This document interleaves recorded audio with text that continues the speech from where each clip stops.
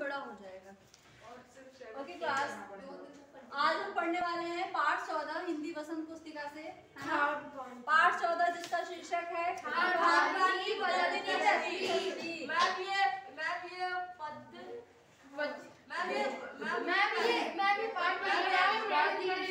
गद्य की निबंध विधा है और आज इसे लिखा किसने है? ठीक है, चलो। इससे पहले की क्लास में हमने 2 पेज पढ़ लिया था, पेज संख्या पृष्ठ संख्या 104, पेज नंबर 104 से हम शुरू करते हैं। दूसरा पैराग्राफ, तीसरा पैराग्राफ, है ना? तीसरा अनुच्छेद, यहाँ से हमें शुरू करना है, ठीक है? तो इससे पहले हमने क्या पढ़ा था? इससे पहले इस पाठ में क्या पढ़ा है? मैम हमने पढ़ा है कि खाने से कैसे पहुंच गए, मिल पाए, फिर मैं एक-एक करके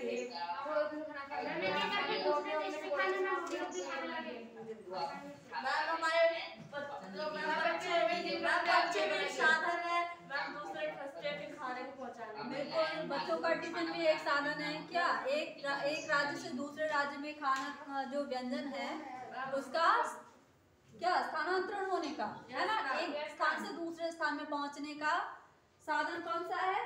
पहला बच्चों का टिफिन है ना? दूसरा सरकारी दफ्तर में कार्यरत जो उनका तबादला, उनकी भी पोस्टिंग होना, वो भी एक कारण है। स्थानीय व्यंजन का दूसरे राज्यों में क्या होना? फेमस होना, प्रसिद्ध होना, ठीक है? चलो, यहाँ तक हमने पढ़ा। आगे पढ़ते हैं कि हम खान पान से भी एक दूसरे को जानते हैं। इस दृष्टि से देखें तो खान पान की नई संस्कृति में हमें राष्ट्रीय एकता के लिए नए बीज भी मिल सकते हैं। बीज भली भांति तभी अंकुरित होंगे जब हम खान पान से जुड़ी हुई दूसरी चीजों की ओर भी ध्यान देंगे। तो जो विभिन्नता में भी एकता होती है कि हम कई प्रकार के भोजन एक साथ बैठ के, है ना, कई लोगों के साथ, कई राज्यों के लोग अपने अपने भोजन, है ना, अलग अलग तरीके, सबके अपने अपने भोजन होते हैं, अपने अपने व्यंजन हैं, उनके साथ बैठ के जब हम खाना खाते हैं या भोजन करते हैं तो भी ये क्या होती है? एकता बताई जाती है यहाँ पे, है ना? विभिन्नता में एकता का क्या होता है? दिखाया गया है यहाँ पे, ठीक है? आगे मसलन हम उस बोली बानी, भाषा, भूषा आदि को भी किसी न किसी रूप में ज्यादा जानेंगे जो किसी खान पान विशेष से जुड़ी हुई है। इसी के साथ ध्यान देने की बात यह है कि स्थानीय व्यंजनों का पुनरुद्धार भी जरूरी है। पुनरुद्धार मतलब कि पुनः से उनमें कुछ परिवर्तन करना, उनको आगे बढ़ावा देना, है ना? इन्हें जिन्हें अब एथनिक कहकर पुकारने का चलन बढ़ा है। एथनिक मतलब पारंपरिक, ठीक है? जिन्हें हम पारंपरिक कहते हैं, यानी कि पुराना जो स्थानीय व्यंजन है उनको अब हम उस रूप में नहीं देखते हैं जिस प्रकार से हम स्थानीय भोजन, दूसरे राज्य के भोजन को बढ़ावा देते हैं, या फिर चाइनीज फूड, दूसरे देशों के भोजन को बढ़ावा देते हैं। उस तरह से हम अपने स्थानीय व्यंजनों को हम उतना बढ़ावा नहीं देते हैं, उसे पारंपरिक कह के क्या करते हैं? ठुकरा देते हैं, उसको उतना भाव नहीं देते हैं, बिल्कुल, ठीक है? तो ऐसे स्थानीय व्यंजन केवल 5 सितारा होटलों के प्रचारार्थ नहीं छोड़ दिए जाने चाहिए, यानी कि ये जो ऐसे स्थानीय व्यंजन है वो, हाँ बिल्कुल, 5 स्टार होटल जो है उनमें प्रचार करने के लिए नहीं छोड़ना चाहिए। 5 सितारा होटलों में वे कभी कभार मिलते रहे हैं स्थानीय व्यंजन जो है, पर घरों बाजारों से गायब हो जाए तो यह एक दुर्भाग्य की बात है। क्यों? क्योंकि जो चीजें पहले से हमने पारंपरिक भोजन जिसे कहा है ना, स्थानीय भोजन, जैसे कि बिहार का अपना स्थानीय भोजन है लिट्टी चोखा, हाँ, दाल चावल, राजस्थान का दाल बाटी चूरमा, पंजाब का अलग है, पंजाब का क्या? छोले कुलचे, छोले भटूरे, छोले भटूरे, और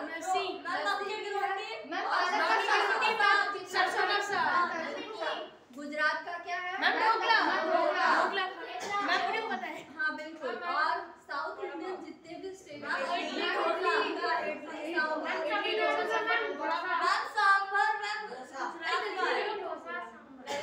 सांभर गुजरात का नहीं है, साउथ इंडियन तमिलनाडु, कर्नाटका, केरला, है ना?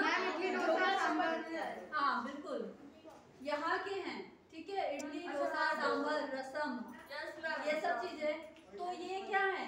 ये स्थानीय भोजन हो गए, है ना।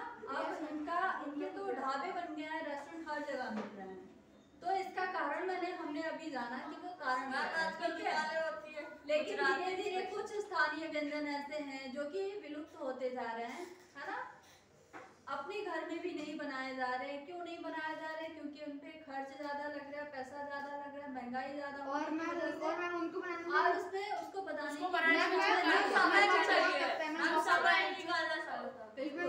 बनाने में समय बहुत ज्यादा लगता है। हाँ समय, तो इसलिए इन सब चीजों को अब क्या किया जा रहा है? चलन कम होता जा रहा है, ठीक है। 5 सितारा होटलों में वे कभी कभार मिलते रहे, पर घरों बाजारों से गायब हो जाए तो यह दुर्भाग्य की बात होगी। आगे अच्छी तरह बनाई पकाई गई पूड़ियाँ, कचौड़ियाँ, जलेबियाँ भी अब बाजारों से गायब हो रही हैं, बहुत कम, है ना। पूड़ियाँ, कचौड़ियाँ, जलेबियाँ, ये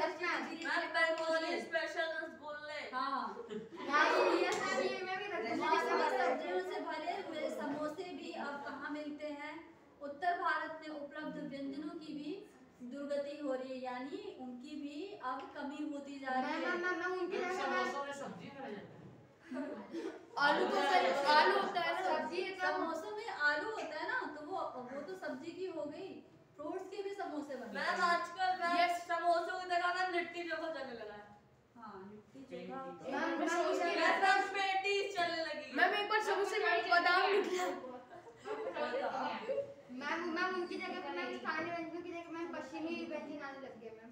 उनका प्रयोग आप क्या करते हैं? पश्चिमी व्यंजन, बिल्कुल सही बोला आपने, जो कि 5 मिनट में तैयार हो जाता है। यस मैम, जैसे मैम 5 मिनट नूडल्स, हाँ नूडल्स, मैगी हो गई, और पैटीज, बर्गर हो गया, पैटीज हो गया, सैंडविच, पिज्जा, फ्रेंच फ्राइज, 5 से 10 मिनट में बनने वाला है, कम से कम समय में और जल्दी बनने वाला है। मेहनत भी ज्यादा नहीं है इसमें, इसलिए इन सब चीजों का प्रचलन ज्यादा हो गया है। आगे अचरज नहीं है कि पहले उत्तर भारत में जो चीजें गली मोहल्लों की दुकानों में आम हुआ करती थी, जैसे कि जलेबियां, समोसे, कचौड़ी,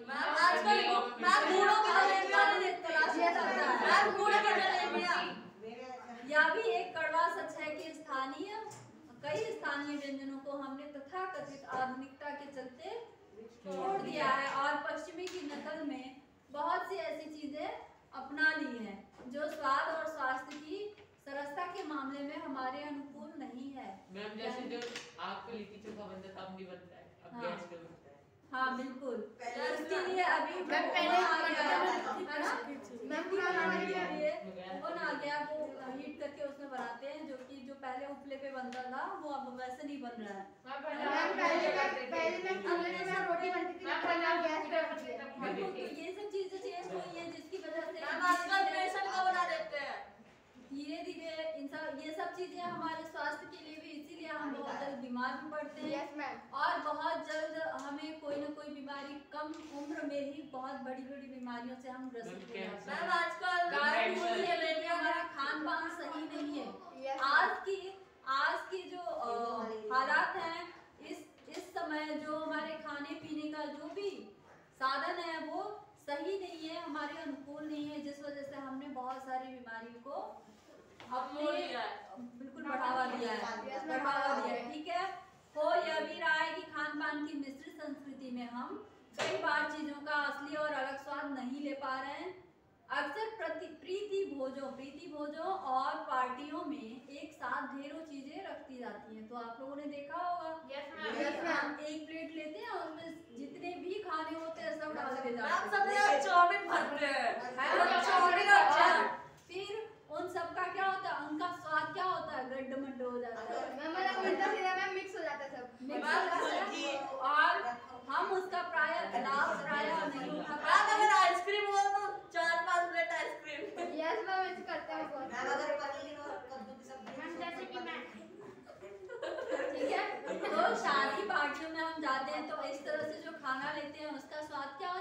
गड़बड़ हो जाता है, खराब हो जाता है।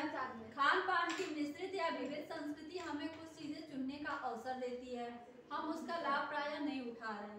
हम अक्सर एक ही प्लेट में कई तरह के और कई बार तो बिल्कुल विपरीत प्रकृति वाले व्यंजन परोस लेना चाहते हैं, है ना। और इसलिए खान पान की जो मिश्रित विविध संस्कृति बनी है और लग यही रहा है कि यही और अधिक विकसित होने वाली है, यानी यह आगे अभी और चलने वाली है। उसे तरह तरह से जांचते रहना जरूरी है। ये इनका मानना है कि हमें समय समय पे ये सब चीज़ों के बारे में जानना जरूरी है और इसे जांचते रहना चाहिए। ठीक है, हमने अभी इसमें ये कुछ पढ़ा है कि कई बार हम क्या करते हैं, बिल्कुल विपरीत, है ना, प्रकृति वाले व्यंजन एक साथ खा लेते हैं या परोस लेते हैं। मैम जैसे कि चाउमीन रख ली और बगल में पूरी सब्जी रख लिया। हाँ, या फिर कभी कभी ऐसा होता है और मैम कोई रस वाला, मैम जैसे छोला भटूरा और मैम रसगुल्ला, मैम दोनों मिल जाएंगे। वैसे नहीं, कुछ चीजें ऐसी होती है कि हमें अगर हमने कुछ खट्टा खाया तो उसके साथ हमें दूध नहीं लेना चाहिए और मैं दूध से बनी हुई पदार्थ नहीं खाना चाहिए। मैम आइसक्रीम खा लिया आपने। कुछ चीजें ऐसी होती है जैसे कि अगर आप लोगों ने नॉनवेज खाया तो उसके साथ दूध नहीं लेना चाहिए। तो ये चीजें हैं कि इस तरह से विपरीत प्रकृति वाले जो व्यंजन होते हैं हम उस वक्त भी सब लेके बैठ के खा लेते हैं, जो कि हमारे सेहत पे काफी बुरा प्रभाव पड़ता है। पहले हमने आइसक्रीम में उसका नाम नींबू पानी किया तो हमें गलत है। बिल्कुल, तो नींबू, इमली, टमाटर इन सब चीजों के साथ दूध दही का सेवन नहीं करना चाहिए। पेट फटता है।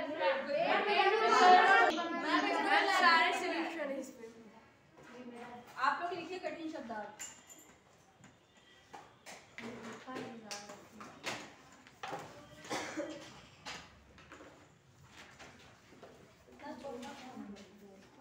मैम डेली रिफ्रेश होता तो खाना बैठ जाता। Ma'am control plus S.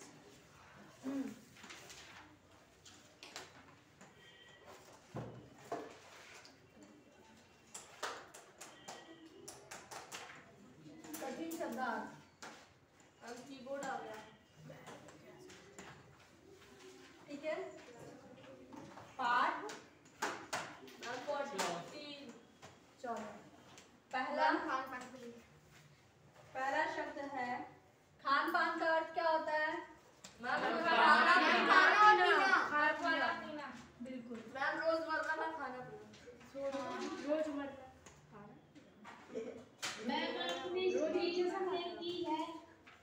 मैं कह रहा रोजमर्रा। रोजमर्रा होता है। मैम इसे ज्यादा स्लाइड पड़ता है। खान पान यानी खाना पीना। अर्थ आप लोग लिखते जाओ अंडरलाइन करके या फिर अपनी कॉपी में लिखो। दूसरा है संस्कृति। संस्कृति का अर्थ है संस्कार।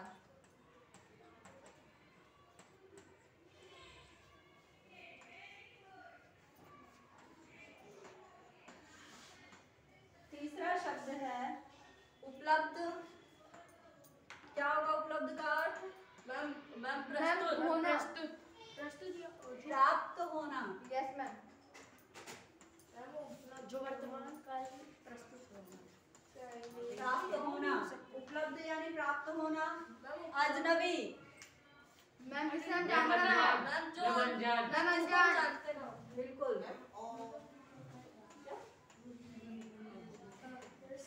बातें नहीं, मेरे साथ साथ लिखते जाओ आप लोग। अजनबी, अनजान व्यक्ति, प्रिंस,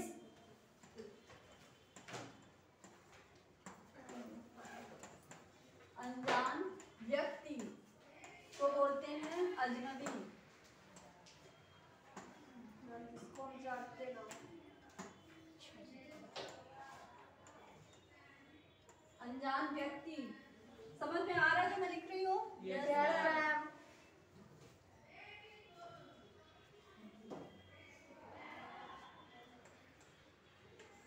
अजनबी का विलोम क्या होगा? मैम जिसको मैम मैम परिजन। परिचित। परिचय मैम। परिचित। परिचित। ज नहीं है, च है। जाना पहचाना व्यक्ति।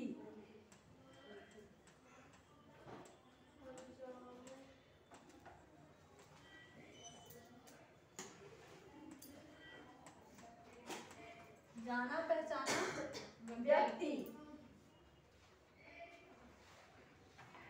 विविधता।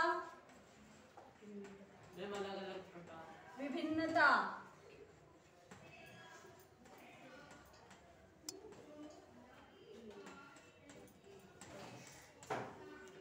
विभिन्न प्रकार। विभिन्नता, ये भ है, ठीक है। विभिन्नता समझ में आ रहा है? Yes ma'am. ठीक है। एक शब्द हमने पढ़ा था मसलन।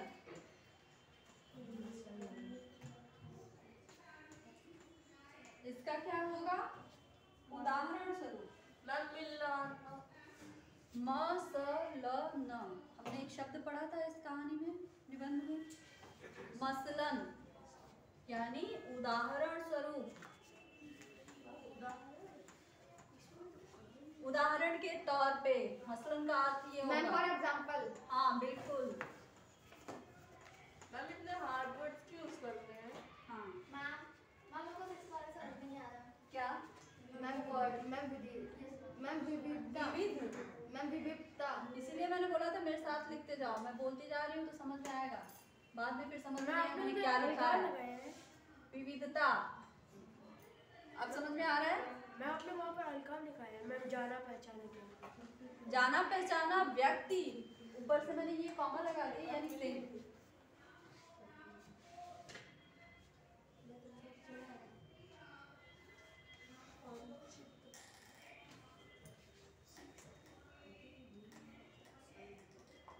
यहाँ तक हो गया होगा?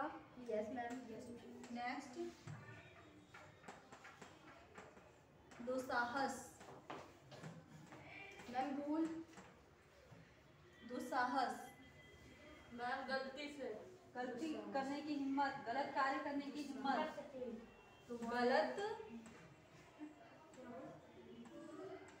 कार्य, दो मतलब होता है गलत, है ना? मैम बुरा प्रभाव होना। गलत कार्य करने की हिम्मत, साहस मतलब हिम्मत।